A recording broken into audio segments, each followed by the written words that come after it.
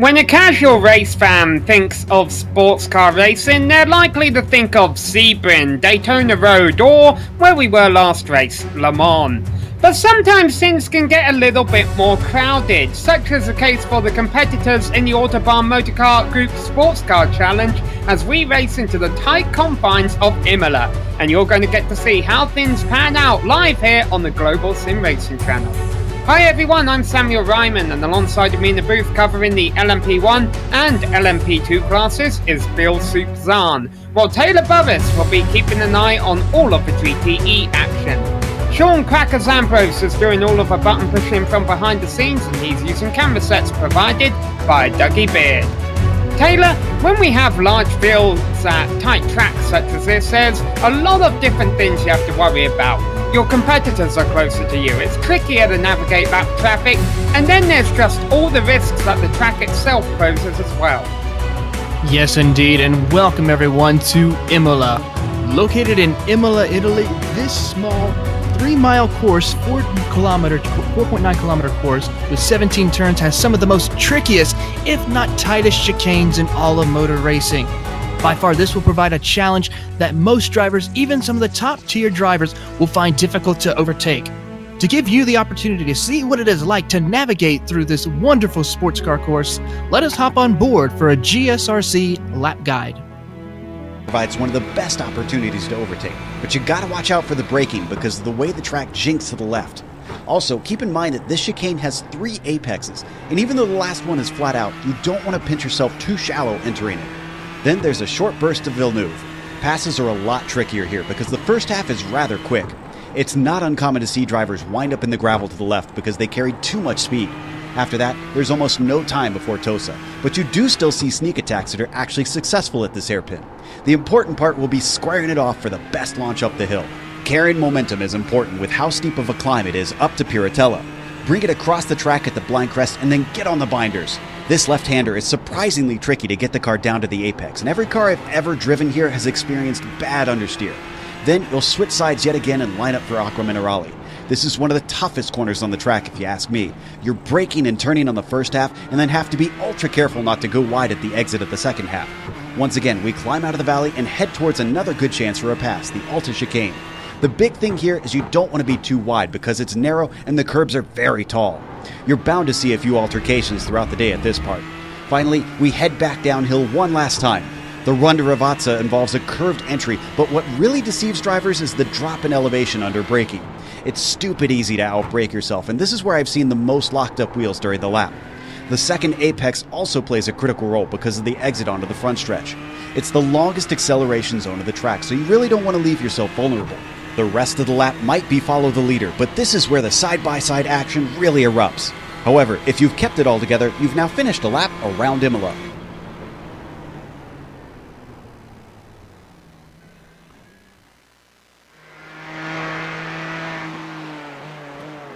So that's what a lap around Imola looks like with a completely clean racetrack and no traffic in front of you. A lot of drivers are going to be wishing they saw the track as well as that during the race today. Probably not going to happen. But Bill, the drivers who are more likely to see cleaner racetrack are of course those who are at the front. Let's have a look at some of the bigger names who are at the front. If you like points graphics, we got a lot of them here. We got 5 to go through. Let's start with the LMP1s, and that's got Jason DeVries. Deep Freeze is back, and he has been strong, but watch out for Cy Andra. Andres won the last 2 races, and all the drivers closed the gap to DeVries, which includes Robert Tinsey. He's got to win Mike Young and Daniel Ralter Racing for SRN Motorsports Black. We'll talk more about them in a little bit. Let's go to the LMP2s. Here it has been all one driver. He's a privateer, Jason Girard. He has been crushing this class. Scott McGarvey sits in second, Billy Smith in third. Those guys have been very competitive amongst themselves, but nobody has anything for Girard.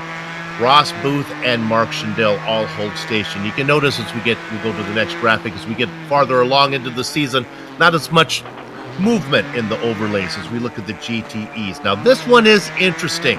Alex Simonik down there in third might be the fastest of the lot, but he's relegated to third because he's had a couple missed races and some bad results as well.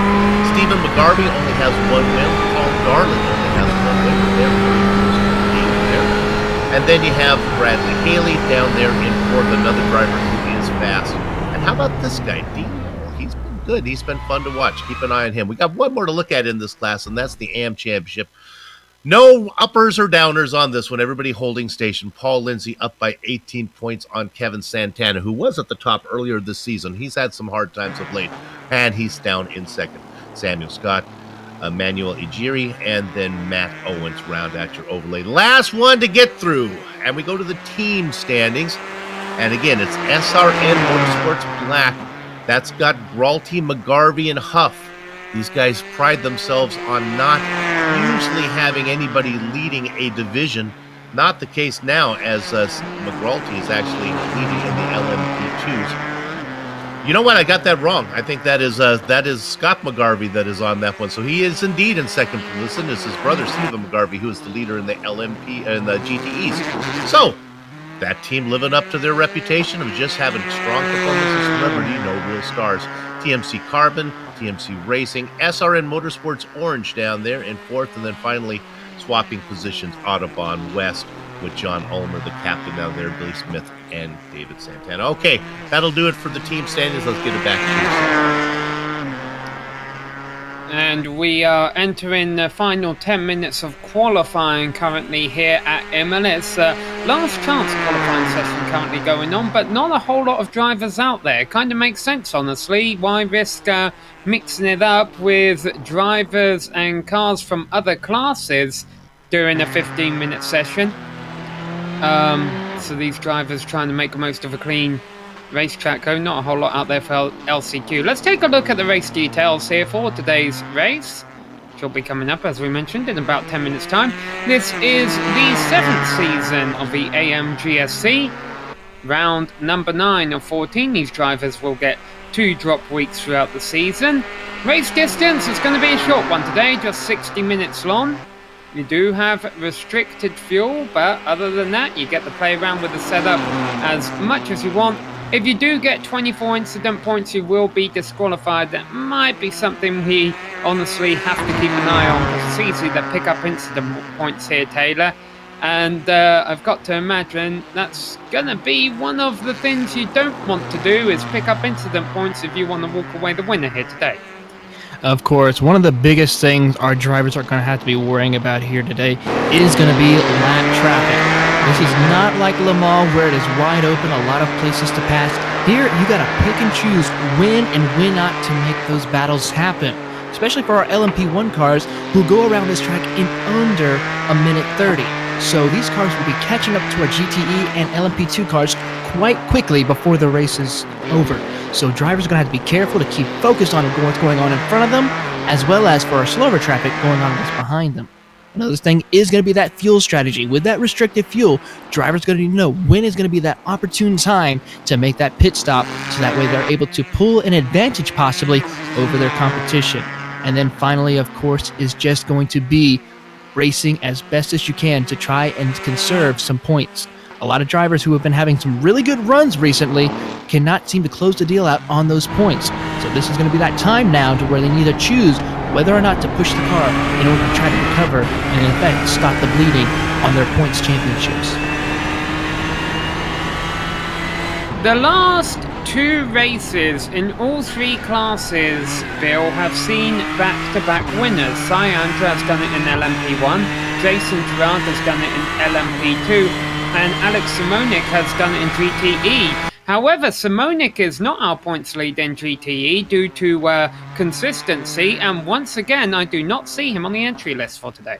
Yeah, it's really a tale of 3 cities, how all those guys have all won back-to-back, but they're all telling different stories. Simonik struggling in the points. DeVries doing well, but not out of the hunt yet with Syandra doing so well. And then you have, well, Jason Gerard has just been running away with it. You know, you talked about lap traffic. Maybe one of the things that's interesting here, the man who picked up a nickname for being great through lap traffic is Robert Tinsley, nicknamed Bob the Blade. We only have 6 of those LMP1 cars here, so at least Taylor, you guys back there in the GTEs won't have to worry about so many of those faster cars coming through. But as I look at the entry list, Bumper Blade, also another driver, not here today. Yep. Only 6 of them up there. The big names other than Tinsey, Andra, DeVries, all here, Ralty, and Young, all in the top 5 overlay. So of course the fact that Simonik isn't here in GTE opens the door for other GTE competitors to sneak their way up to the top step of a podium. And right now, Taylor, down there in GTE, it looks like Haley is the guy to beat based on qualifying time. Yes, indeed. Bradley Haley has been really consistent, always a fast runner in the qualifying sessions. He's looking like he's going to have a good qualifying, taking the pole position right now. But another driver that we need to keep an eye on is that one in second place, Dallas Pataska, part of the Wyvern Racing team. I know Soup is a big fan as well. I am a big fan of Dallas Pataska as well. This kid is very fast, knows how to handle just about any car. I'm looking forward to watching him tonight. And then we can't forget one of the wily veterans, Paul Darling, sitting there in third position, looking for another win after his win in Daytona back in round 1. So those top 3 are really going to be ones to be watching, along with our points leader of Stephen McGarvey. Dallas Pataska, we've watched him come on the scene. We've seen him race in the majors, and he didn't really know much about the car. I think he's getting the feel for it now as he sits up there in second in that class.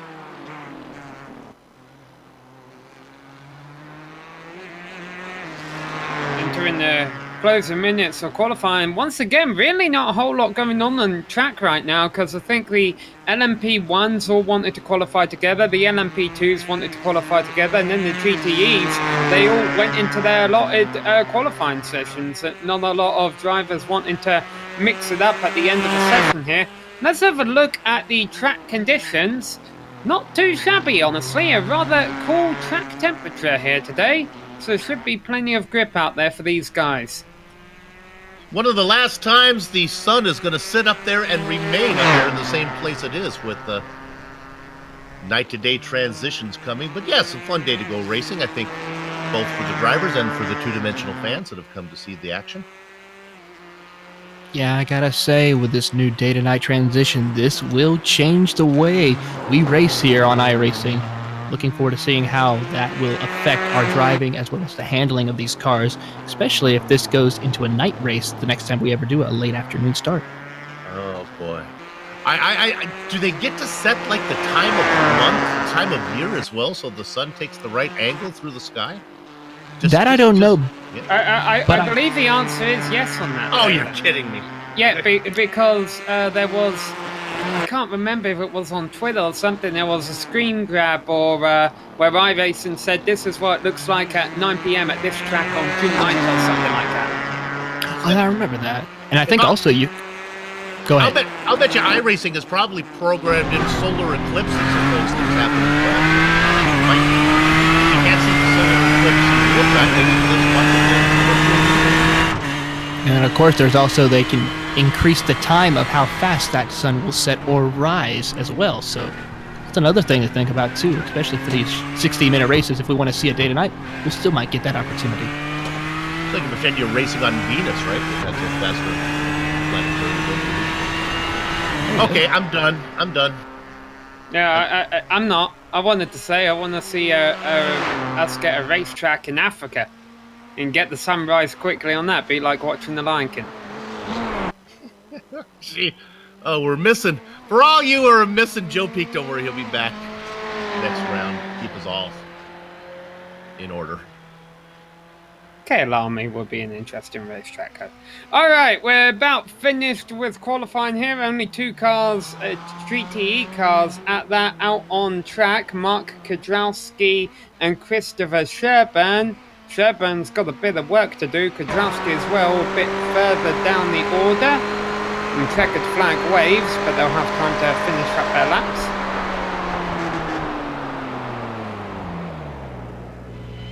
Riding on board with Mark Kudrowski, and there's Christopher Sherburn. A couple drivers proud of their ability to procrastinate.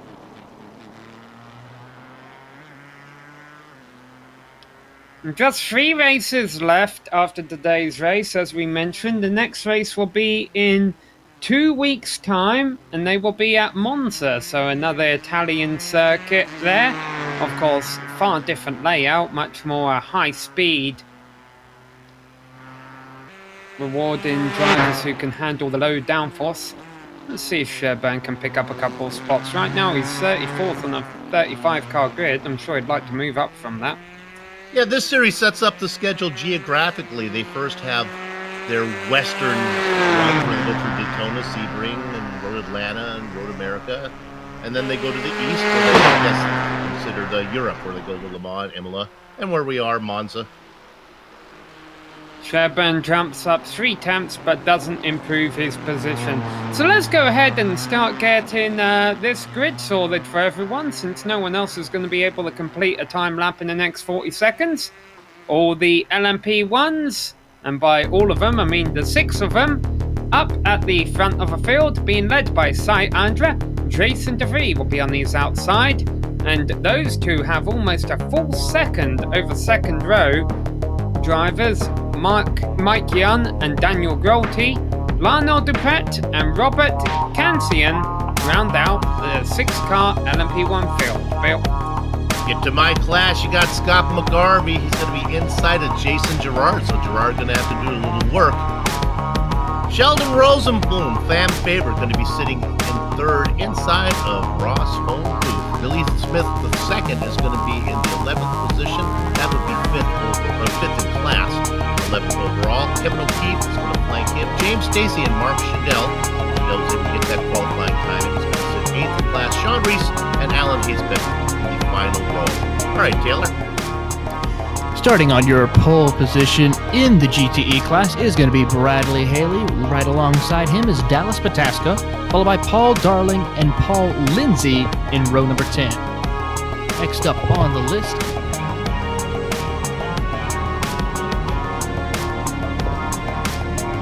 oh, we lost Taylor. I think Taylor fell out of his chair there. Paul Darling and Paul Lindsay, the pair of Pauls. Stephen McGarvey, Leif Peterson, Ryan Huff, and Kevin Santana. We'll get to the next row. Dean Wool, Dave Hill, Dale Green, Mark Radowski. We saw him putting in that qualifying time. He's there. Samuel Scott, Emmanuel Ajiri, Sheldon Woloshin, Tim McLeish, Robert Solanka, Christopher Sherburne, and the last driver out there in 35 drivers field, Matt Owens. Hopefully All right, Taylor's okay. I always love, Bill, how a really short track like Imola here, where the pace lap wouldn't be that long, they're starting them 2 turns from the end, and then you go to Road America, they still do a full lap around the whole place. I love Road America ones. We have, the producers give us extra film material there. All right, here we go. It'll be interesting to see how big of interval that the classes leave between each other, as lap traffic is going to be coming up fast. Those 6 cars up front, those LMP ones, they are going to be quick. Andra ahead of DeVries in the LMP2s. It's McGarvey ahead of Jason Girard. Maybe Girard's going to have to work a little bit. And down there in the GTEs, it's the Comet, Bradley Haley, ahead of the guy that we all been watching, Dallas Pataska. Good run. All right, real quick, let's get our picks in here. I'll take LMP1. I want to say, just from a competition standpoint, I want to pick Jason DeVries. Cyandra's been on the roll. He's won the last 2 races. DeVries only a couple of tenths off him in qualifying. Let's see if DeVries can't get back to the top step. Give us a good championship fight here heading into the last 3 weeks. Don't confuse. My head says Jason Girard, but the odds are good for Scott McGarvey. But my heart says, don't listen to my head or my wallet, Sheldon Rosenbaum. And I'll pick for Taylor, who's not here. Let's go with the Comet, Bradley Haley. Oh, Taylor's back. all right, my pick for the race is going to have to be Bradley Haley, but with my heart, I'm going to have to go with my good friend Dallas Pataska. He seems like to have a fast car tonight. Have to keep an eye on. Well, get ready to stand up and salute these drivers as they come down the front straight, because for those about to race, we salute you. It is time to go racing here at Imola. Cyandra leading the LMP1 field down very slowly. Now he's on the loud pedal, already sprinting away from his competitors, getting off to a good start. He wants to go 3 in a row. Right now he's in prime position to do it, although DeVries is running right down as they head into the first corner. Andra holds on to the lead. Scott McGarvey gets a great jump on Jason Girard. They've battled behind him. Rosenbaum has to fight for 3rd position. He's in there working hard with Ross Booth. They get that settled down. Taylor, what's going on with the GT? Bradley Haley gets a great start as they make their way down to Tamburello. Paul Lindsay tries to look to the inside of Dallas Pataska. Hard on the brakes, Pataska. A little contact between him and Lindsay. Paul Darling holds on into the 4th position as they come out of the Tamburello chicane. So far, so good by pretty much all the drivers, and a good battle for 3rd place going on in LMP1. Mike Young and Daniel Grolty in the positions where they started, but how much longer? Those front 6 cars all raced together. Even Robert Cancion back there in 6th, hanging with the front guys. The LMP2s race pretty much in the order. Billy Smith, a little farther back than you might expect him to be as they work their way through Alta right now, heading down into the 2 Bravazes.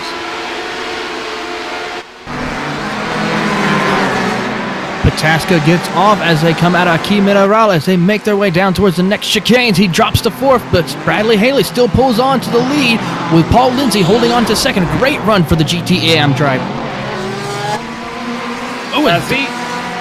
Oh, yeah. Pataska's off. There. I think it's Dean Mole is off too. Trying to see. It's Santana and Mole got together in, and I guess that would have been the first chicane. We'll come back and look at that one. But meanwhile, as those drivers at the tail end of the field after their incident are only just crossing the start-finish line, even after 1 lap, Sai Andra, our overall race leader, is already working his way through the middle of the field on lap number 2, the middle of the track on lap 2. That's just showing you the pace difference here and how quickly lap traffic will play an issue in this race. Taylor, we're looking at GTE's P3. Yeah, Taylor, Pataska did go off in the sand, and my goodness, after that he must have got a slowdown penalty as well, as he lost a ton of positions. Pataska way back. Yes, indeed. He's going to have to climb his way back up, but right now Paul Darling was able to get by Paul Lindsay, so move the Ferrari up. But Paul Lindsay's still holding tight right now. This is, though, bringing in Stephen McGarvey. He's holding on to the 4th position after he gets by Leif Peterson as they make their way up from Key Mineral down towards the Alta chicanes. They're utilizing a little bit of slipstream right now, not close enough to make any pass for position. Dale Green has gone for a spin. He was running in the top 10 in GTE. He's had to spin down at the bottom of the hill there, lost several positions. And it was Dallas Pataska involved in that one too, as he was trying to make his way through the field. Maybe gave him a little bit of an elbow. Not the good kind of elbows that you get in Italy. Those pastas. It was a gentle elbow. McGarvey and LMP2 ahead of Jason Gerard. Spins from the lead. He saves it. Wow, but is he going to be able to keep the lead? He's lost a lot of momentum, and Jason DeVries takes advantage. What a nice save by Sayandra, but his mistake has cost him the top spot.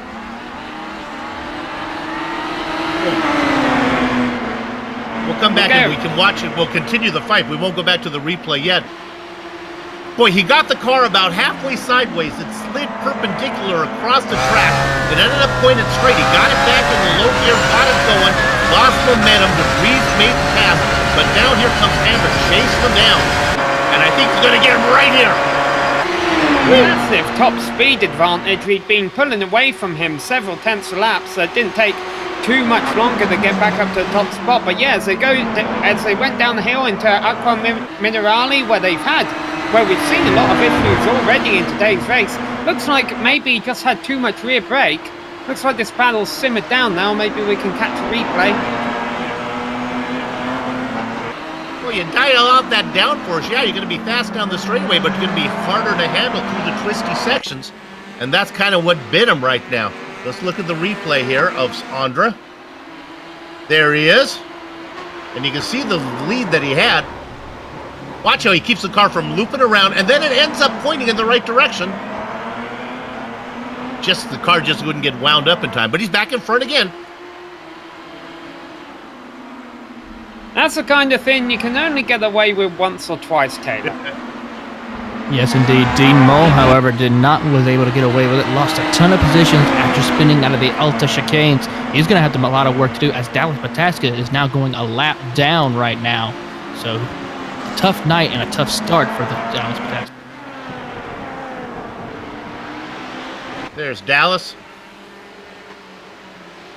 It's fun to watch. It's been a hard day for him. Yeah, Dean Mole also with issues early. I mean, not that he's damaged his car or anything, but you know, they're just losing a bunch of precious time in a sprint race, and there's a big battle going on screen right here down the GT. Yeah, Ryan Huff, Leif Peterson, Dave Hill battling it out right now as they make their way towards Aki Mineral. I tell you what, Dave Hill lost it coming out of Villeneuve, saved it, did an excellent job of saving the car. Didn't lose those 2 positions, but was still able to continue on with the race. Heading out of Aki Mineral, Leif Peterson holds on to that position. He's going to try to gain some time, but it still looks like McGarvey, Darlin, Lindsay, and Haley have checked out from the rest of the field. That's a great job on Peterson's car. Not sure how fast it is. He's the cork of the bottle right now. But man, it's easy to see Peterson leading that train. Third place for LMP1 has been heating up again. Mike Young has been having a very difficult time getting through the lap 3TE traffic, and this allowed Daniel Grolte to reel him right back in for that battle. Another GTE car getting out the way there. That's Christopher Sherburne.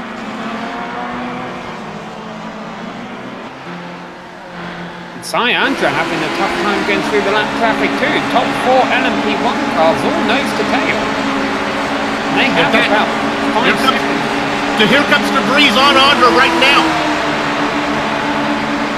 Got a nice all about traffic. Yeah, Andrea kept the inside line there. Oh wow, and the Daniel Grolte really getting held up back there. Daniel Grolte has got stuck behind Sheldon Malone and can't find a way by. That creates a gap between the top 3 and Grolte. Now those LMP1s going around Emmanuel Ujiri.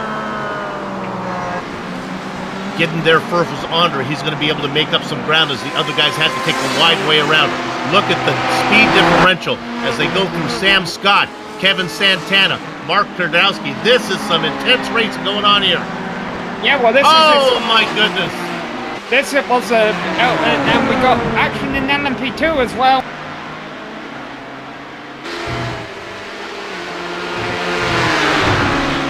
Ross Booth. This is a battle for 4th position in class. That car they're going around, that is the slow car of Dallas Pataska. Billy Smith, Oliver Smith is going to get him. Well, maybe not. Look for the momentum on the outside from Rothmove. Nope. Move the veteran Billy Smith now up into 4th in class. Yeah. Keeping half an eye on these guys. I'm watching the race leaders as they come back down the front straight as well. They had several hairy moments working their way through the thick of the GTE field, but they all got through it unscathed. Battle for P3 right now between Stephen McGarvey, Paul Lindsay as they come out of the Tamburella, making their way towards Villeneuve chicane. McGarvey looks to the inside, still follows suit. Got to be careful through here. You're going to lose the car very easily, especially if you go way offline. He's doing a great job, though, with Paul Lindsay, our GTE and points leader, just trying to hold his line as best he can as they make their way towards Aki Mineral. But right now, McGarvey's all over the back bumper of Paul Lindsay. Let's stay on this one for a while, because here comes the LMP1 leader right behind him. And he's bringing with him all of his friends, Sam. Yeah, this giant LMP1 battle is about to get right in the way of this battle for 3rd. Syandra flashing his headlights, letting those two know, get out of the way, I'm coming through. And now here comes DeVries, Young, and Bralte nose to tail as they try to stay with Andra. McGarvey being very patient there, Taylor. I know he wants to get by Lindsay, but he realised that there was a bigger issue right there.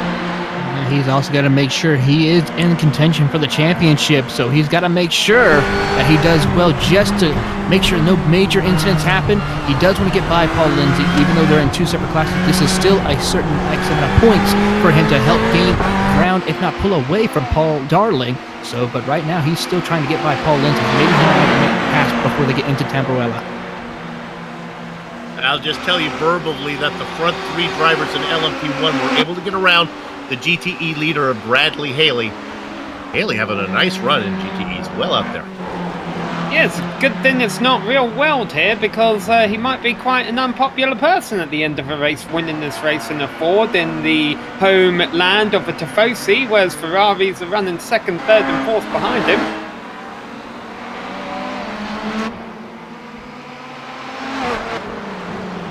All right, you saw that Stephen McGarvey made the pass. We'll go to his brother, Scott McGarvey, leading LMP2s.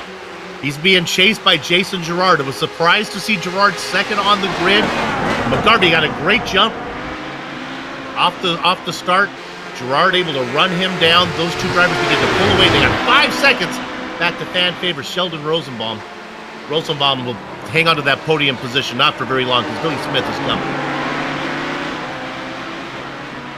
You're looking at the two leaders now. They go around that yellow and black machine of Matt Owens. Sam, with these cars so equally matched between McGarvey and Girard, it really could come down to when they catch traffic.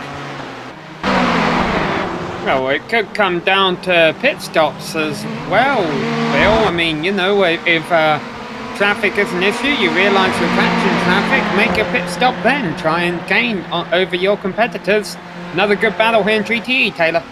Yes, indeed. Mark Gradowski, Samuel Scott, and Kevin Santana nose to tail 3 Ferraris as they make their way out of Ravaxa, heading down towards the front straightaway.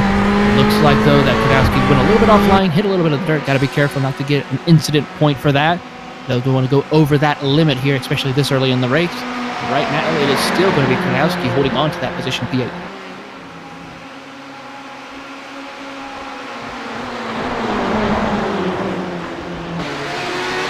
Well, we thought it wouldn't take long for Billy Smith to get there, and it didn't. Here he comes. That fluorescent blue machine, that's Sheldon Rosenbaum. Here comes Billy Smith in that black and yellow car, gaining on him. He's going to get it right here. Rosenbaum doesn't even put up a fight. Move Billy Smith onto a podium spot.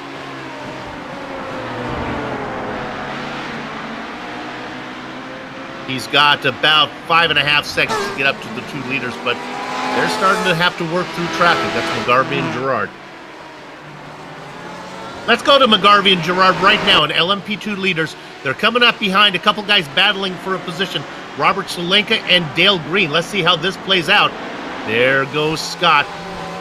Boy, you can tell the closing speed, Taylor, is between the LMP1s and the LMP2s. They don't go through them quite as fast.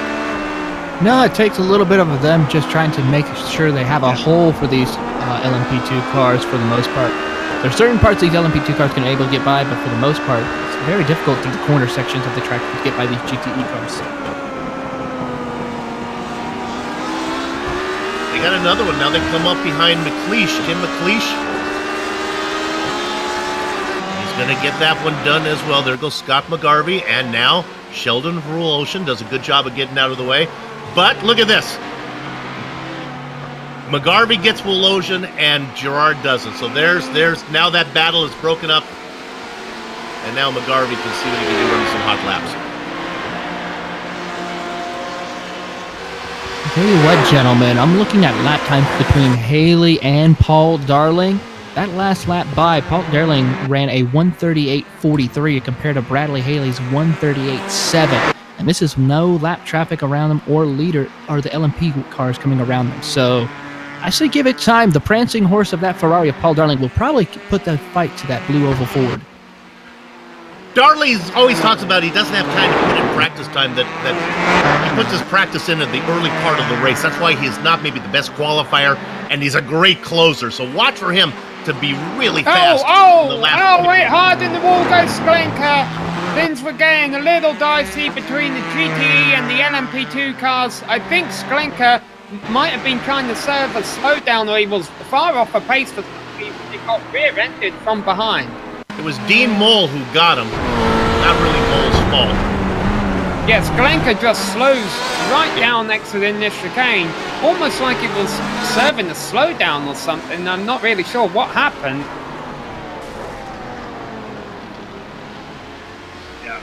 Yeah, he definitely got help from behind, but he was just off the gas way too early for the corner. That's Dean Mole. Now look at Mole. He comes around, and he's just so slow. And I just think he's caught by surprise by that fluorescent machine. And he just had to turn him. I'm on your side on that one, Dean.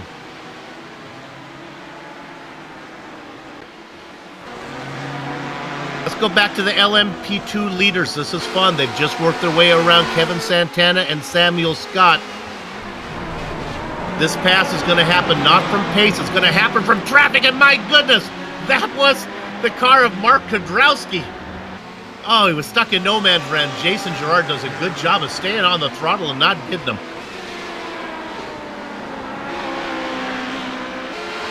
I know this is a video game, but basically it's a video game out there for these guys. It's like they're playing Frogger. Nobody's going to know Frogger. I know it. Okay, all right. You know the reference. All right, okay. Kudrowski as well as Santana are going side by side as they come out of Piratella, making their way down to Akimena. They have a little bit of LMP2 traffic getting in the way. Kudrowski had to make sure to check up, but unfortunately, it looks like Billy Smith's having a little tough time getting by these two GTE cars there, Sue. Smith with places to go and people to see right now as he's trying to run down the two leaders. He finally gets them negotiated. What a great battle between Santana, Kudrowski, and Sam Scott. Oh, looks like is that going to pull over? Kudrowski pulls out of the way. Yeah, Kudrowski got that slowdown penalty. You got to be careful going through these chicanes. Very easy to get that slowdown penalty, but that gave the spot right over to Samuel Scott. So move him up into another position.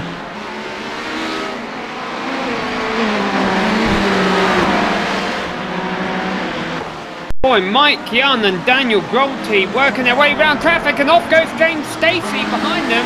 Stacey almost going to the back of Grolte. He has to take the grass and rejoins the race circuit.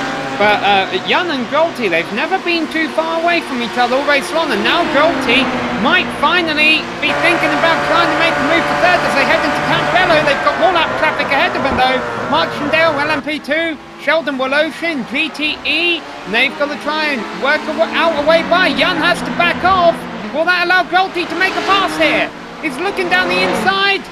The 21 on the outside, Grolte in the 47, now he's on the outside, but now he's in third. Grolte makes the move.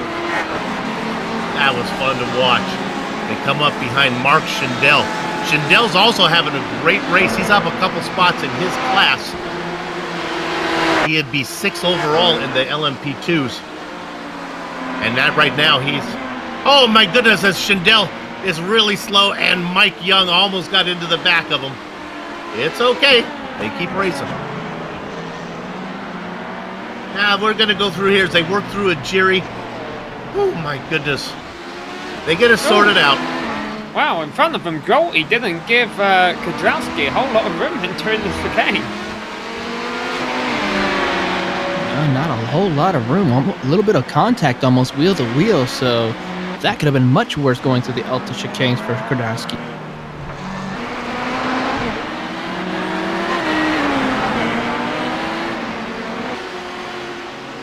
I'm working out the clicker here on my video machine, trying to watch all the action going on. There's battles everywhere.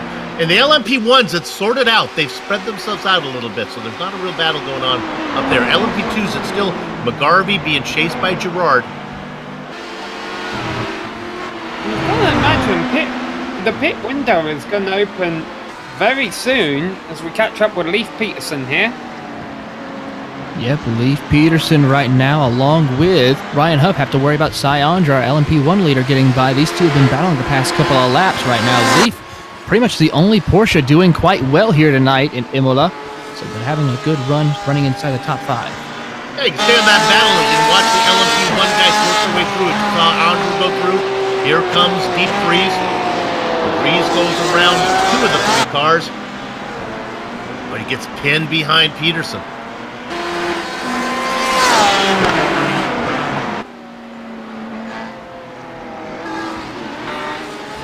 Looks like Rolte's having a tough time getting by Dave Hill as they come out of Alta chicanes. Dave Hill's trying to close the gap. After his spin, he had a little bit early on to catch up with Mole as well as Leif Peterson. Actually, right all our teammates into each other! Leif Peterson and Sheldon Rosenbaum, other cars in pole! Oh. You know, it was what you had going on there, where you had 3 different classes all converging at the same time. Rosenbaum and the LMP2 cars. There were also the LMP1 guys from 3rd and 4th coming in there as well.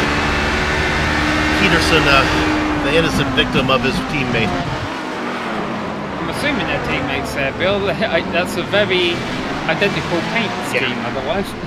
That's some blue-on-blue crime there.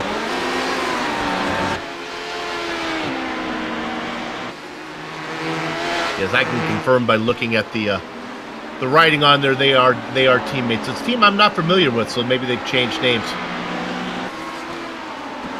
The good news is it was only minor contact. They're both able to go again, but costing each other a lot of time. Interesting. There is the 3rd car in that team is Lionel Duprat out there in another fluorescent blue machine.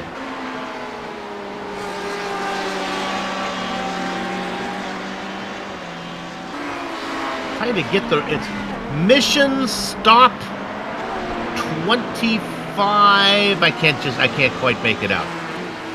A new team. We'll find some information on that one. It's pretty car look though. My rods and cones approved.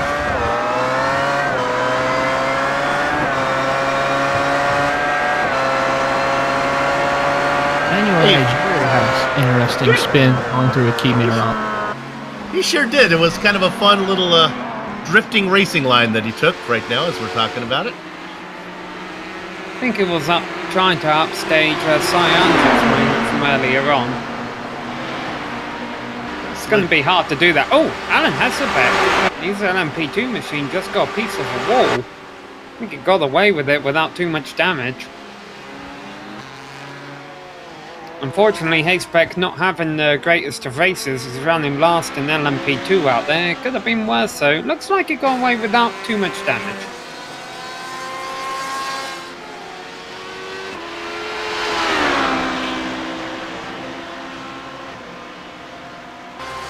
Yeah, we look at Hayes. We talked about the fluorescent blue machine of Duprat right now, looking on the back of Cancian. These guys racing in the same position that... No, let me correct myself. Cancian got around Duprat. Duprat trying to get that spot back. They're coming up on Ross Booth. You know, we've seen a lot of scary moments in the first 20 minutes of this race, but so far only one official retirement. Matt Owens just took his car to the garage.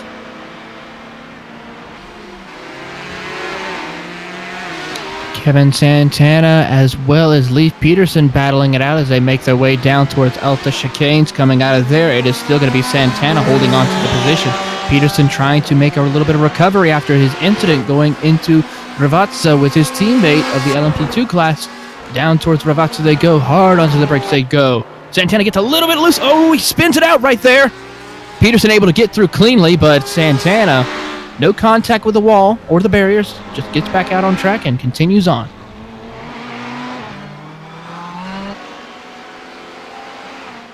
This has been a really entertaining race. Not so much action between cars in the same class, but certainly dealing with the lap traffic has been fun to watch. Well, that's the thing about multi-class racing. It's more fun to watch these different speed differentials of these cars, watching and seeing how they're able to navigate. I mean, don't get me wrong, the racing in between these classes amongst themselves is great, but multi-class racing is just way much more exciting to watch when you see these cars of different classes going head-to-head.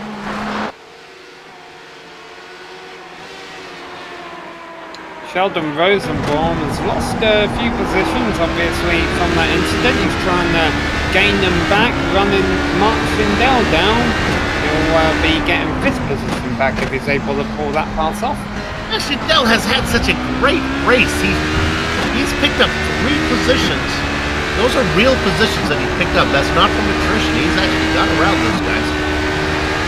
And you may claim that Rosenbaum was from attrition, but here comes Sheldon back there.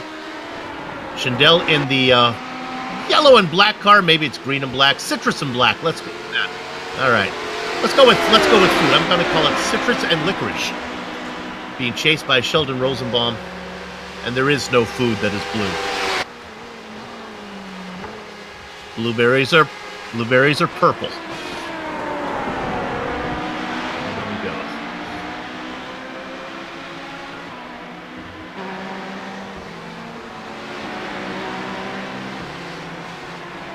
Are we convinced fuel is going to be an issue for these guys? We're approaching the halfway point and absolutely no one's opting on a short stop strategy. It could be on a thirsty track. I just don't think they're on the throttle enough here. The ones that would have to worry about the LMP1s, we'll know here in the next 4 minutes that they can cross the halfway mark. Especially they're benefited by the microscopic pace lap that they have to put in before we go green. That helps them a lot. As I say, that Dale Green is the first driver to come into the pits. Yeah, I wouldn't lead a lot into that because those cars can go longer than the LMP1, so sometimes you can come in and take your stop early. This is a battle that's been going on for third in the LMP1s. This is Gralty. Try as he might, he cannot lose Mike Young.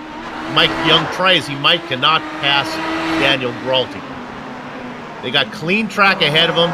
Dallas Patasco way up is the next car they're going to get to. So maybe we can take a second, catch our breath, and actually watch a little racing going on between these two drivers.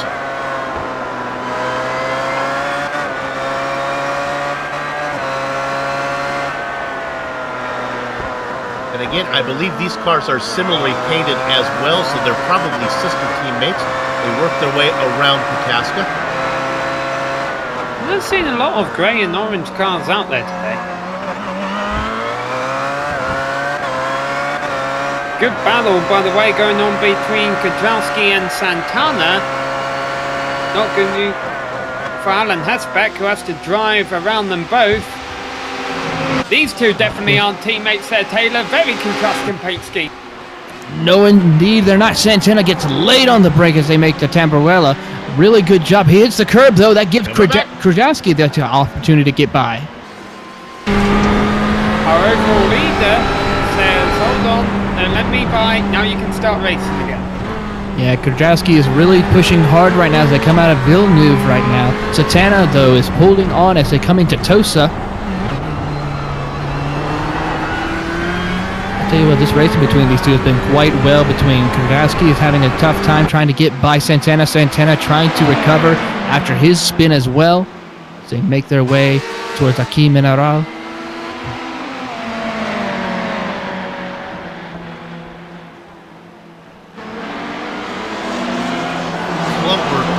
Closing in on the halfway point here. I would expect pit stop. Yep, Sheldon Rosenbach comes in. Is it just me, or is the right side of his car riding a bit higher than the left? Well, he had a little bit of contact with his teammate. Right, yeah. And it has done some damage to that car. And they've changed the rules here, and there are no fast repairs. Our leader is in, and I'm telling you, he's in a bit early. Now, you can read into this two ways. I feel comfortable enough, I'm getting good fuel mileage, I can come in now because I'm doing it. Or, my tank is empty, I have to come in and there's a splash of my future. A lot of the LMP1 drivers coming in. De Vries and Yun stay out.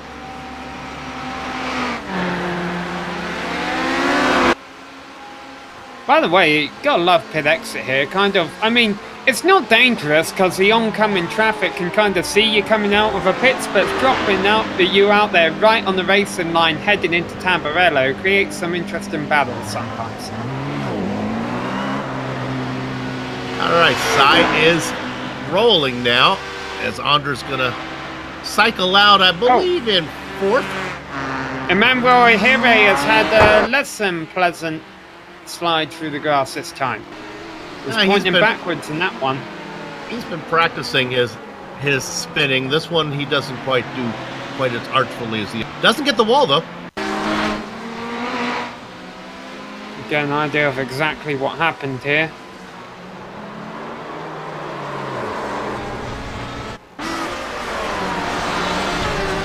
Kept off the wall. That's always a good thing, especially when you're spinning up. You can avoid hitting anything. That's always a bonus. All right, we got something to watch now as DeVries has come in. So let's go ahead and pick up Andra. Saya's working down into Aqua Minerale right now. Boy, it seems like such a long way around. But this car is still for the GTE cars. Now he's into Alta. And DeVries has found his box.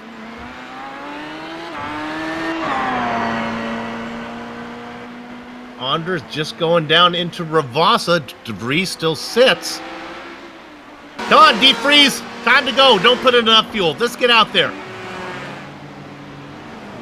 Andra out of Ravassa. DeVries is rolling, but he can't get it up to speed yet. Oh, I think he's...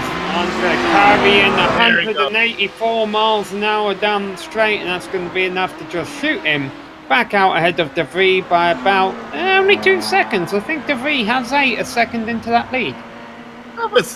That was so frustrating as he started rolling, but it's just the track rules. You can't get on the throttle for so long, and he was out there going straight, but he just had to wait and wait and wait.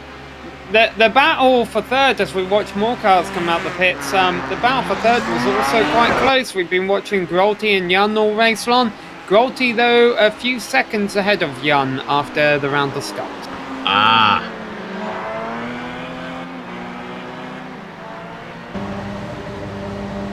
James Stacey into the pits in the LMP2 class. We saw Rosenbaum pit earlier. He probably did that to fix some damage. The leaders in this class are still McGarvey and Gerard. That's how it's been from the very beginning. 2 seconds on McGarvey. Pit stops are coming soon.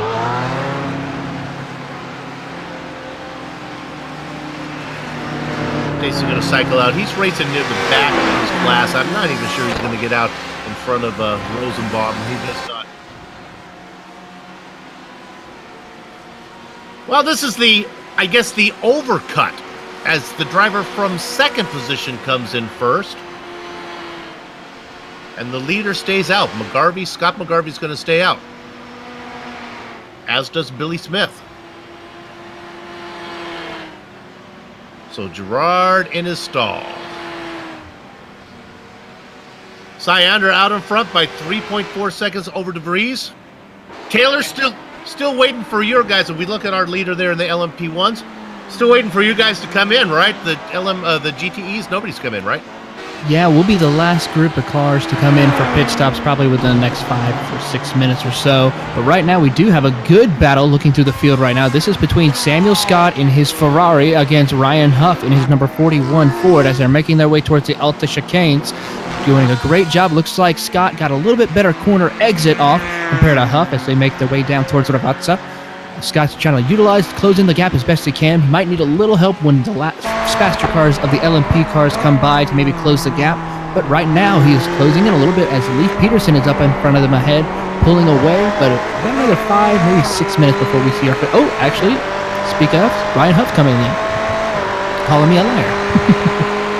There was just a bit of contact down in Aqua Minerale between Billy Smith and I believe it was Sheldon Woloshin. It looks like Smith got away without any damage. Okay, I want to take you to Jason Gerard now, 10th overall. Out there, car number 02. Why do I care about this? Right now, he's stuck behind Bradley Haley. He gets around the GTE leader. He's trying to have a hot lap because Scott McGarvey has come into pit lane. McGarvey had 2 seconds on him when Gerard decided to peel off. When McGarvey came, when Gerard came out, he came out into a lot of traffic. McGarvey had some clear track ahead. McGarvey is now rolling, but we've seen this before. And Gerard just coming out of Ravassa. I don't think so. We'll see. We got to wait for McGarvey to be able on the throttle. You can see that little dot in the back. That is Gerard. Well, it's going to be closer than I would have thought. The interval about... It was 2 seconds going in, and it's about 2 seconds when they get up to speed.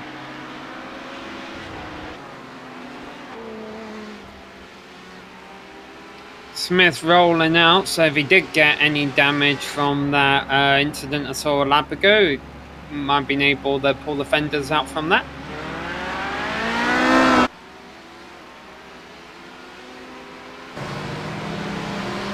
Stephen McGarvey, our first GTE driver, as far as our top 3 in class, have decided to make their first pit stops. Ryan Huff also made a pit stop just recently as well when he was battling with the lead first expedition.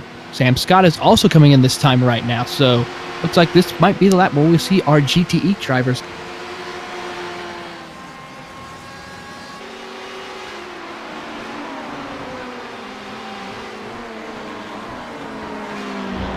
This is going to have to be a time where McGarvey's going to have to make sure he's clean, to make sure he comes out clean, but it looks like he's going to have a little difficult time with this lap traffic as well as faster cars of LMP cars coming around him. Has to take his time not to push the car too much. He's got Kevin O'Keefe right behind him in LMP2. He gets really loose. Ooh, as O'Keefe hits the wall a little bit, gives it a little kiss, but able to keep it off the wall too much.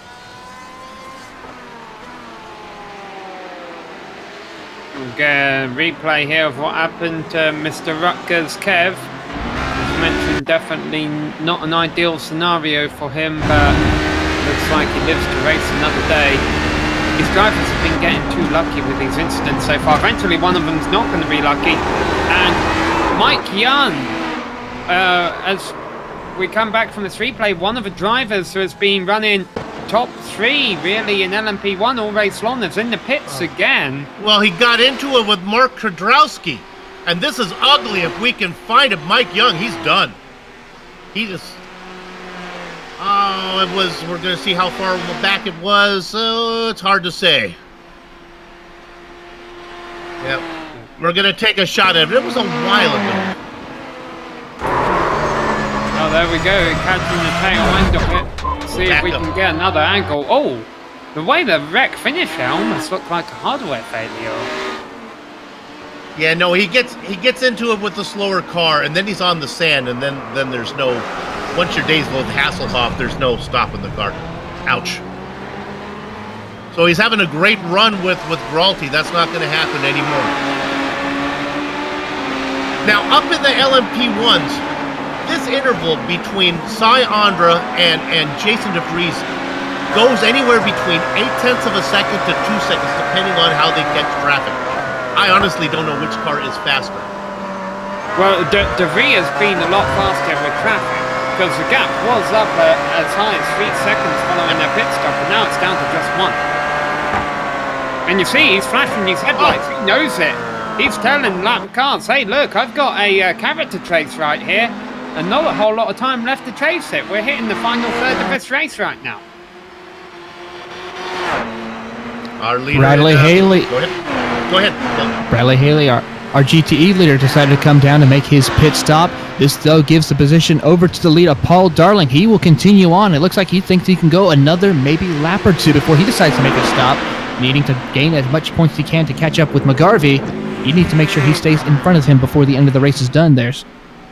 Darling was only back by about 3 seconds before that stop, so he's got clear track ahead of him. Nobody coming behind him. Big trouble for Sheldon Woloshin.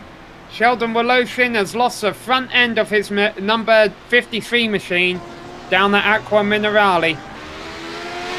He spun, and Alan Haseback, poor Alan, got into him and helped put him in the wall. Sorry, Alan, you had nowhere to go on that.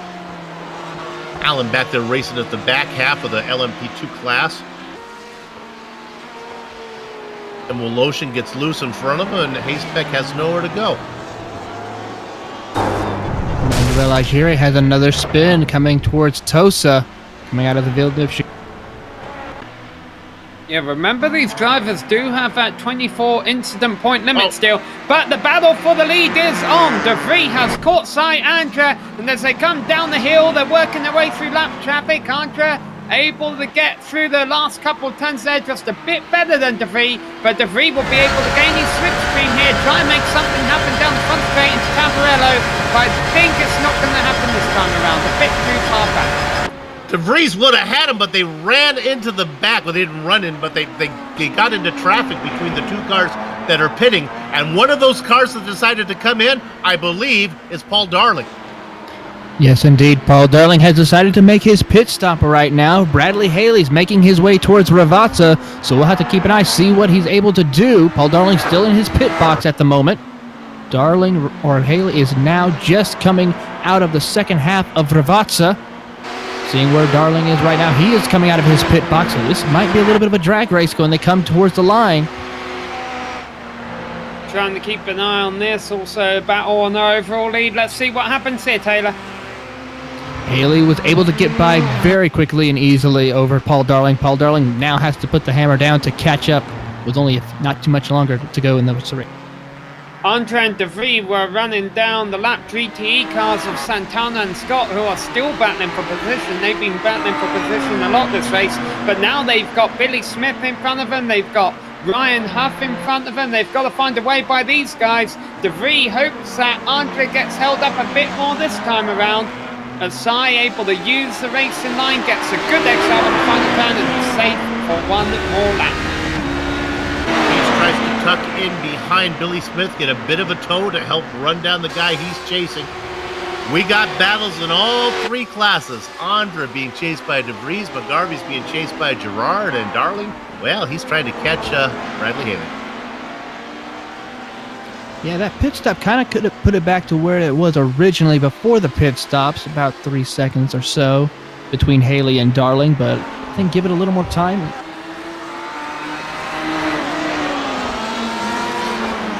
A lot of these battles could change with a bit more time.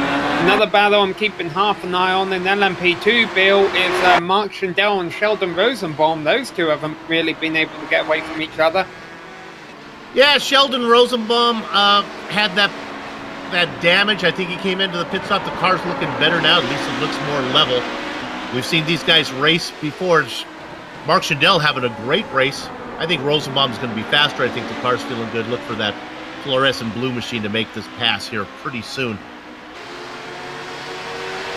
Keep an eye on the leaders. We don't need to go there, but we better go there. I think we do need to go there. Here comes De Vries. He got a real nice run. Oh my gosh! No lap traffic this time. Let's see if De Vries can do this on pace out of the final turn. No, we can't. Andre is so much quicker through those last couple of corners. And I'm telling you, Andre is quicker down the straight. De Vries is much faster. We saw this earlier through the twisty sections, and that's why De Vries is really good under traffic, because he can put his car where he wants. Andre has to be a little more precise about making his moves. I really think if De Vries can get in front of Andre, he might be able to pull away. The problem is he's faster on the parts of the track where it's impossible to pass. We really still have battles for the lead in all three classes. We've been watching Andre and De Vries. Taylor was telling us about Haley and Darling. McGarvey and Gerard still close to each other in the dying minutes of this race. Absolutely. Gerard has been stalking him the entire race. I don't know if he has anything for him other than traffic could be the issue. We don't have to go here because it's not newsworthy, but I think Ajiri just put the car in the wall again, so it's come a kind of commonplace for this one. Yeah, a little bit of attrition starting to pick up with Mike Young and Sheldon Woloshin now out of the race, and Mike Young has just informed us that he doesn't think Andre is guaranteed to make it to the end on fuel. Paul Darling, a big off. Paul Darling just skipped the Tamburello chicane, and he's probably going to have to serve a slowdown for that one. Yes, indeed he is. He just missed his braking zone and now had to cut through the gravel trap and will possibly... he's still able to hold on, but he's got to now battle with Stephen McGarvey. Looking at the replay. Just misses his braking point a little bit too late on the brakes. And just cuts right through the gravel trap. But right now, as we go back live, looks like he has just got passed by Stephen McGarvey.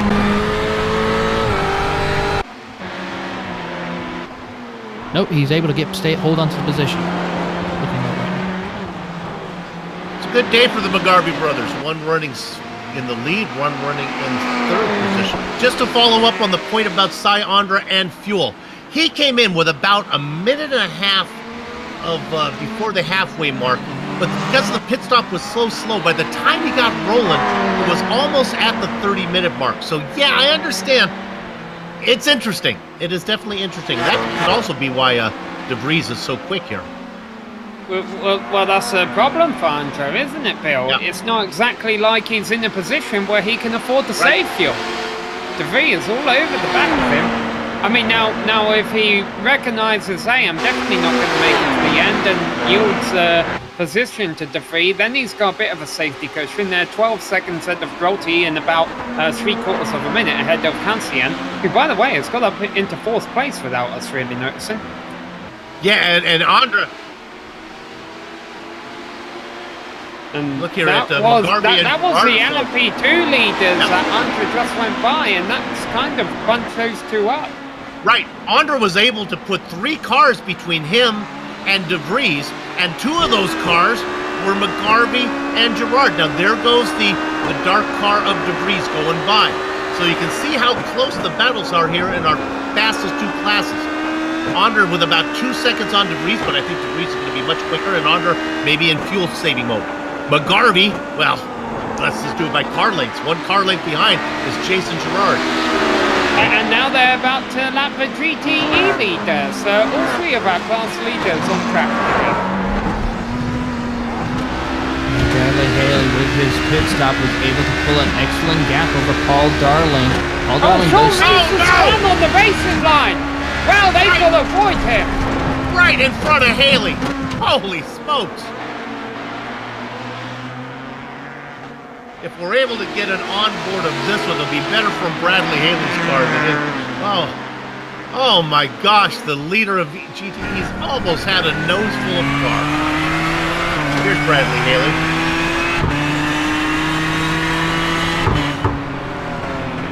I would hate to have been on the microphone and listening to Bradley Haley at that moment in time when racing here.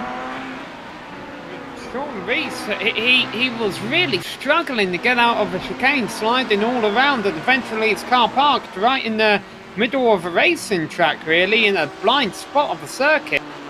Rees is still struggling. He's got some major handling issues. He's just trying to drive it back to the pits, and he's having to take to the grass right now. The best battle out there for the lead now is McGarvey and Gerard. Gerard is faster. Gerard is right behind him.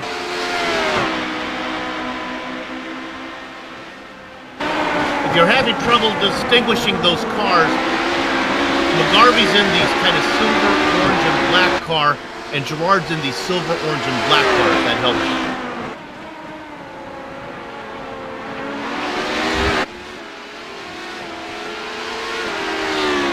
Watching the battle right now for P2 in the GTE class. Paul Darling still trying to hold off Stephen McGarvey. Remember, this is a battle also for the points lead in GTE Pro. This is still going to be heating up a little bit as we draw closer to the end of this race. McGarvey is still trying to close in as they come out of the Key Mineral, heading down towards the Alta chicanes. Paul Darling doing everything he can to keep Stephen McGarvey right behind him. Hard onto the brake, making sure not to go too late into the braking zones. Hits the curbs nice and smooth. Careful not to go over him too much to get that penalty time to where he has to give up the position. So right now, Paul Darling is doing his best. Going towards Ravazza, they are still nose to tail. This battle is going to be heating up before we end this race tonight. Let's go to the LMP1 leaders because De Vries is in his comfort zone right now through the twisty section. He has pulled in about 3 car lengths behind Andre. Andre doing his very best to negotiate through traffic. That's Kevin O'Keefe. He gets around Rutgers Kev. Now here comes De Vries behind him. De Vries will close up. Look how good he is here. But it's all fool's gold. Because once they get through Alta, then this is where Andre really opens it up. See you later, Deep Freeze. At least until they catch lap traffic again. Granted, the next lap traffic is about a quarter of a lap ahead, but the rapid pace that these two have, they'll probably catch that down within a lap. Paul Darling had a little bit of an off as they come out of Villeneuve, and Tose gets a little bit off corner exit, not too well. This gives the chance for McGarvey to close in, utilizing a little bit of the slipstream. He looks to the outside, see if he can make the pass going into the Piratella. Darling pushes them up just a little bit. Here goes the crossover move, maybe. Nope, not able to close the gap right now as they head down towards the Key Mineral. Really close racing between these two. These two have been battling all race long. It's the curbs nice and smooth. I just saw some smoke. I don't know if a car went off here recently or not, but right now it's still going to be Paul Darling and also Stephen McGarvey heading through Alta, hitting the curbs nice and smooth as best they can, getting a little airtime, it looks like, also as well. These two have just been battling really hard right now. There's a lot of dust out there on this race track. I'm sure this track has not been cleaned between practice and qualifying sessions, and now deep into this race in the final 10 minutes, I'm sure if you're off the racing line, it's not going to be as kind to your tyres, which is going to make passing even more difficult, which is a concern for those drivers who have competitors ahead of them entering the last 10 minutes of this show. Oh, sorry, Andres, he got slowed down. Yeah, he did. He went, absolutely came on in there.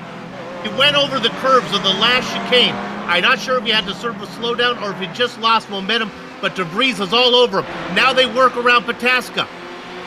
The other car that they go around, that was Samuel Scott. This is the closest that DeVries has been on the straight the entire time. And he backs the off. defensive line from Andre, he backs off. DeVries could have done a lot more there. I don't know if he just thought the turn was coming up too quickly. Boy, 8 minutes to go. You're not going to get that many opportunities.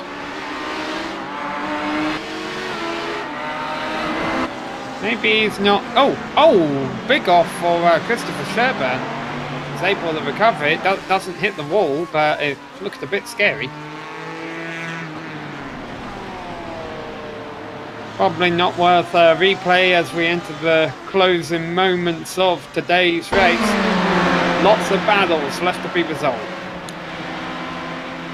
McGarvey's going to try to make the pass as they go down towards Rivata. This corner has been a little bit difficult for both drivers. These past laps, both of them getting real loose through the middle half of Rivata. Both of them making it nice and smooth right now, both coming off towards the curbs, right there, coming down this front straightaway they go, having an LMP2 car coming to affect them as they go now 2 wide now, almost 3 wide between them. McGarvey's going to utilize the slipstream of that LMP2, looks to the inside as they make their way down towards Tamburella. Here they go side by side. Who will break first? Side by side still. Little contact. Give the position over to Stephen McGarvey. Paul Darling, though, has lost a lot of time, lost that momentum he needed in order to keep that position. Now he's got to gain back up into the second position. Let's go to the leaders. Andre has traffic in front of him. Oh my goodness, he goes around Dale Green. Oh, here he comes! Shoot! What a power move! Oh, there was just enough space, and DeVries stuck it in there. Oh. New leader, Jason DeVries. And man, I'm half tempted to tell our director to pull a replay, but at the same time, this battle is still going on. Andrew going to try and make it stick on the outside. He goes up onto the AstroTurf, loses grip. DeVries stays in front. Andres still has the inside there. DeVries deep onto the binders, able to keep it on track, retains the lead. Yeah, we got to stay on this because I think the pass is going to come back. DeVries does not have the straight line speed that he needs to hold off Andre down the straight. They work around Dave Hill. The fluorescent car is Robert Salenka. They get through him. DeVries pulling away, though. He might be able to get enough cushion to be able to fend off Andre. Andre's going to be really fast down the straight. Let's see how it plays out. And as they come to the line, this lap around, just about 5.5 minutes left on the clock. That's about enough time for 4 more laps. Look at that. Holy smokes. As if they're 2 different classes. 15-mile-an-hour advantage he had. He was doing about 185, while DeVries was doing about 170. All that hard work from DeVries, and now he's got to do it again. That was one of the most bonsai passes that DeVries pulled off, though. I mean, it's a good thing all their connections are holding up, because, boy, if there had been any netcode, they would have been bouncing into every wall. There were 3 inches on each side of his car between the slower lap traffic and the leader. That was fun to watch. This report that McGarvey's 1.2 seconds up. I'm talking about Scott McGarvey, the leader in the LMP2s, up on Jason Girard. His brother finally making the pass on Paul Darling.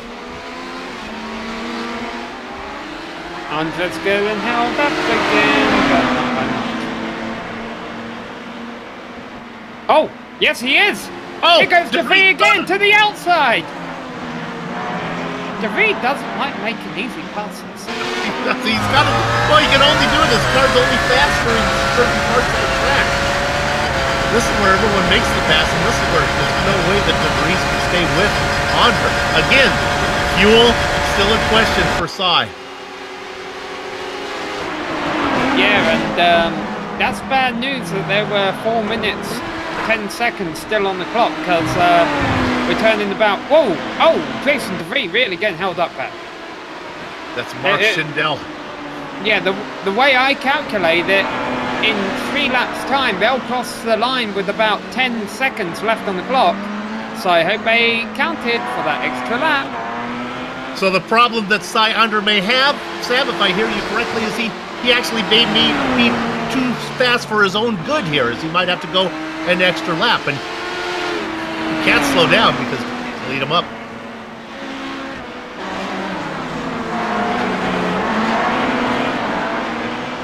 We see here on this battle, McGarvey now, Scott McGarvey, in some trouble. In the LMP2s, oh my goodness, he is in a battle as he's fighting to get around Santana and Pataska. Now here comes, oh, this is going through there. This is Jason Girard. He's got places to go too, around the outside. These guys have got to get out of the way. Careful there as Santana leaves him just enough room. Talk about a hair-raising bump between these two classes. Santana trying to keep Pataska behind him, and of course having to worry about the LMP2 leaders for the most part. This is just quite some very dangerous racing between these guys right now.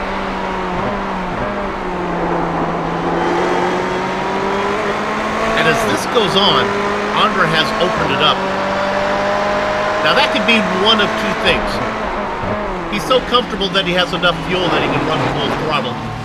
Or he's so confident that he's going to run out of fuel that saving serves no purpose and he can run full throttle. I'm wondering twice about how many laps we're actually going to have left here, Bill. I'm thinking Andre might cross the line with about 1 minute 25 seconds left on the clock, which is about what a lap time is.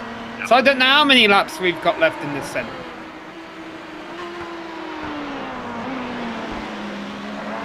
We're here in... Andre should get the white flag at the line, which is good news for him. Less laps to run. That's what our software says. I personally don't believe it until I see it.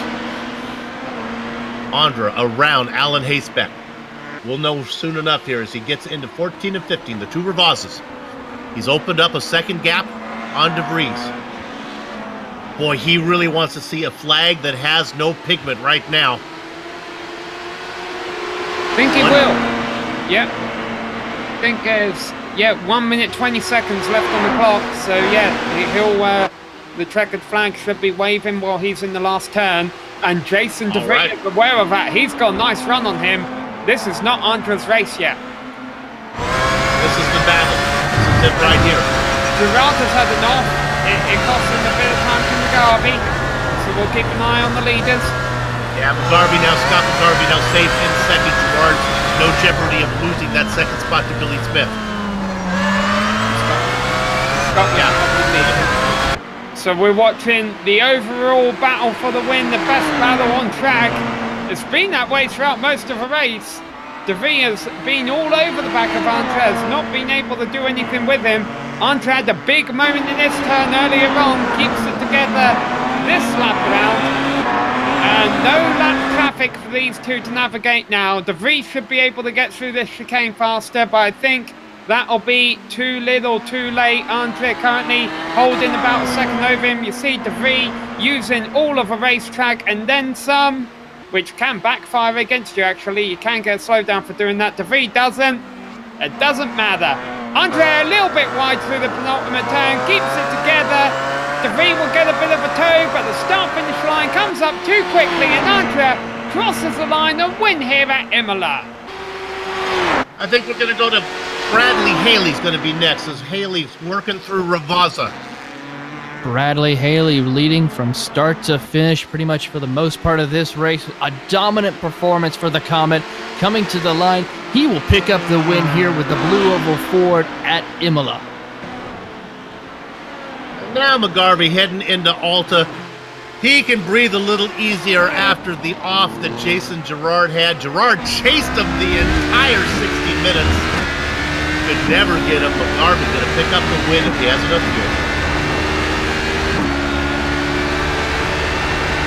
He's still going.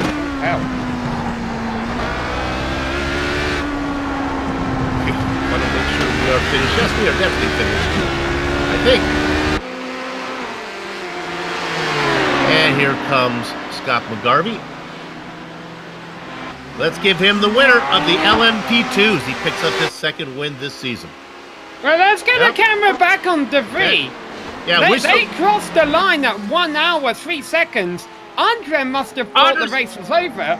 Anderson is having some interesting. He just cut the corner.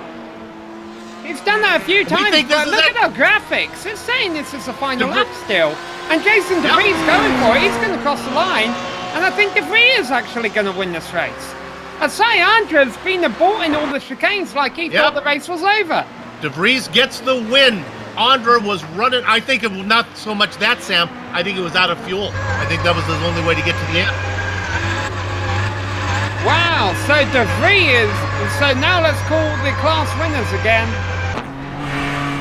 Well, Cy Andre's going to have to hustle here. He's if he can coast it across. Bradley Haley again coming to the line. He was able to have enough fuel. I think he's actually coasting a little bit.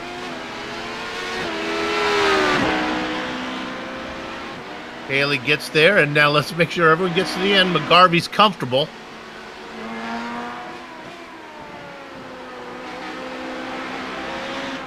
So, we give you 2 for 1. We give you 2 finishes for the price of 1 broadcast. And not only that, we give you 2 for winners as Sayandra, who we thought had the win. Jason DeVries is going to get it. Sayandra runs out of fuel. And Sam, it was a case of Andre being too fast for his own good. He had to go the extra lap and didn't have enough fuel. Yeah, but Andre did come home in second, partly due to the fact that Daniel Grolty had to pit on the white flag lap. One driver who is out of fuel losing multiple positions on the final lap in LMP2 is Sheldon Rosenbaum. So this extra lap has really shaken up the order. We'll give you a full race rundown with drive interviews following the quick break.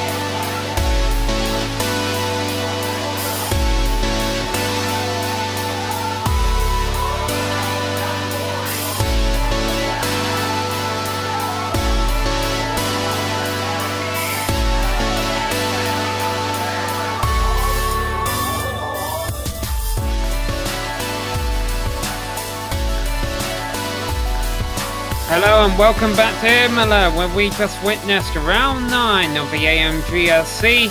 Our race winner, eventually, was Jason DeVries over Cy Andre. Nothing can be argued about the driver who finished third place, Daniel Grolte. He had to pit on the white flag lap, came out third. Robert Cancian was fourth place in LMP1 ahead of Lionel Duprat.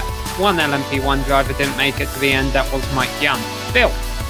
The LMP2 drivers had none of that fuel nonsense as Scott McGarvey comfortably brought it to the end, picking up his second win this season, stopping the winning streak of Jason Girard, who has to settle for second. Billy Smith picked up a few spots on the grid to get the final podium spot. Ross Booth had a quiet fourth. Mark Schindel, I talked about him having a good run. He did indeed, as he brought it home fifth in class. James Stacey, Kevin O'Keefe, Sheldon Rosenblum, who had some issues, and Alan Hasebeck round out the LMP2 grid. Taylor? Winning your race in the GTE class was Bradley Haley, leading from start to finish. Paul Darling was able to get by Stephen McGarvey on that last lap due to fuel issues. Following in the fourth position, though, is Paul Lindsay, followed by Dave Hill and Ryan Huff in fifth and sixth. Leif Peterson and Kevin Santana in the seventh and eighth position. Samuel Scott and Dallas Pataska round out your top 10 in the class. Dean Moll and Tim McLeish follow in 11th and 12th, followed by Mark Kradowski coming home in, or Christopher Emmanuel Agiri coming home in the 14th position. Dale Green, Robert Schlenka, Mark Kradowski in 17th. Yeah, and then the retirements listed at the bottom there. Well, let's talk to a very happy driver right now, I'm sure. Jason DeVries running second for virtually an hour, and then in that last kind of extra lap you ended up coming home as the race winner. Did you know that extra lap was going to happen, and did you know that when it did happen, or if it was going to happen, that you would be able to win this race on fuel?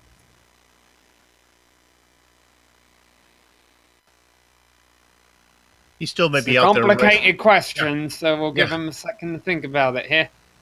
Jason, your microphone working?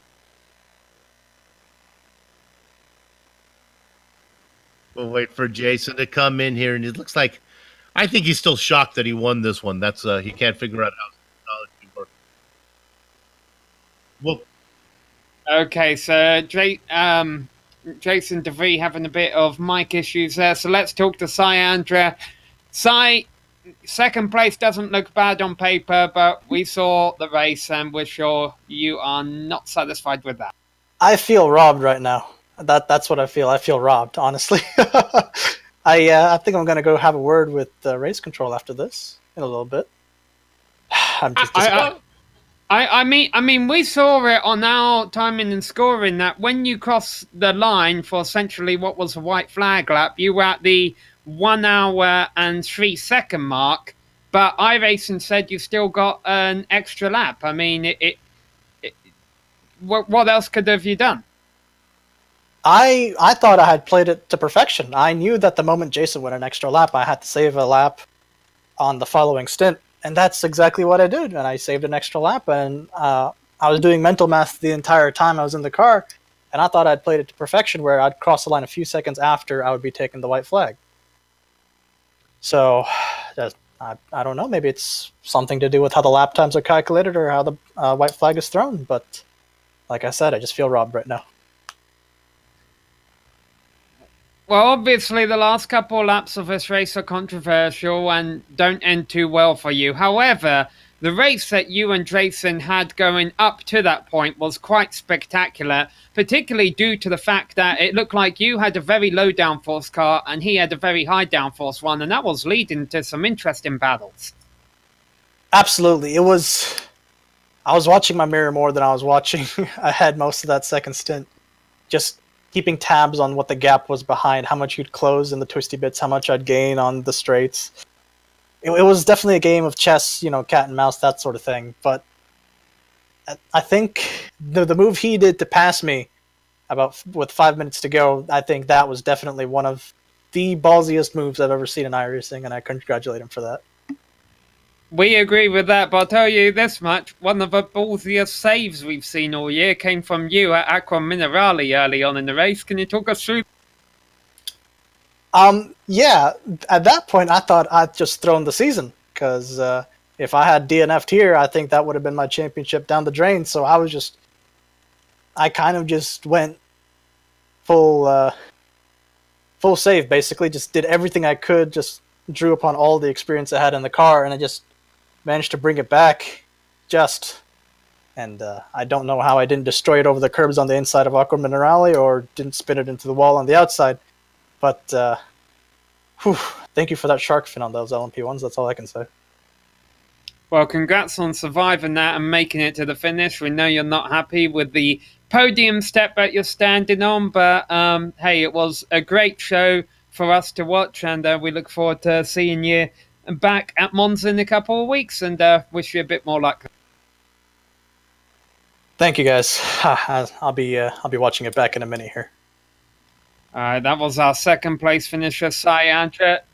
Yeah, let's try. And Jason's got a copy. Bill, I'll let you talk to him. Jason, when did you know that extra lap was coming? Was it not until they didn't throw the white flag? I had an idea going in there that it was very probable that it was going to go 42 laps. I knew what the average pace was, and we darn near hit exactly that. We may have had maybe 5 or so seconds when the white flag finally hit. It was borderline. So as soon as I saw side pit on lap 20, I knew that the fuel strategy was going to work as long as we just pushed the pace and kept going, and that worked. And unfortunately, he ran out, but that's kind of what I was trying to accomplish. I was trying to just push him as hard as I could so he couldn't fuel save. I have never seen setups so different between the same make of car, the same. You had no straight line speed, as far as I could tell. It's all in how we boost. He was running basically the best thing that you could do to defend, and he was sacrificing in key areas on the track, and he just saved everything for the long straight. But if you trim both of our cars out, you probably would have had the same exact top end. It's just a matter of how much boost you're using and when you're using it. Got it. So it's not aerodynamics. It's actually how you're doing the boost. That's good. I like to learn stuff. Hey, congratulations on the win. It was exciting. Way to go. Thanks, man. Good to see Sam broadcasting. It's been a while. Absolutely. We enjoyed having him here. Thanks, Jason. Good luck down the road. They like you, Sam. We caught up now here with Bradley Haley, winner of our GTE race. And Bradley, I tell you what, that was a dominant race. You definitely had this race in the bag for the most part. Tell us about your race. Yeah, it was. I just kept thinking to last season in the GT3. I had good pace and just tried to put it together. I got lucky in the beginning. I was able to get a gap and just kind of managed it a little bit. I made one mistake early on where I missed my braking marker coming into turn 1, and then after that it was I had no incidences the whole race. And then when we almost died, there was an LMP2 car in the middle of the track, and one of the leaders from LMP2, Jason or Scott, came by and nicked me. But other than that, yeah, it was great. It was well needed. Tell us about that moment when that LMP2 car was stopped on the middle of the track for you. What was your first instinct to try and avoid? Yeah, he started to roll, so I wasn't. At first, I was going to go right, and then he kept rolling towards the middle, and then at that point, I just slammed on my brakes and, deer in the headlights. I wasn't sure what to do, and went left. And then as I was gathering myself back together again, I didn't realize that Jason and Scott were coming, and thankfully they both snuck by me because I didn't even see them. But yeah, that was a moment where I was like, oh no, not again. But thankfully I got through it. Yes, indeed. And of course, in 2 weeks we'll be going to Monza. Do you think you'll be able to sweep the 2 Italian tracks? I never thought of that. Yeah, we'll see. Monza's it's fast. The Ford's pretty good there, but the Ferrari's really good on the straight line, and the Porsche does really well there too. So it'll be interesting. I got a lot of laps there, so I hope I can be competitive. All right, congratulations again with your win here at Imola, and we look forward to seeing you at Monza in 2 weeks. All right, thanks, guys. And Sam, one more driver and class winner here to talk to today. That's Scott McGarvey, the winner in LMP2. Congrats, Scott. Thank you very much. Well, we saw good scraps going on all race long in all three classes. You had to hold off Jason Gerard during the course of this race. How difficult was that? Extremely difficult. Jason's a teammate of mine. I know how fast he can be. I don't get many on him, but happy to get it this time.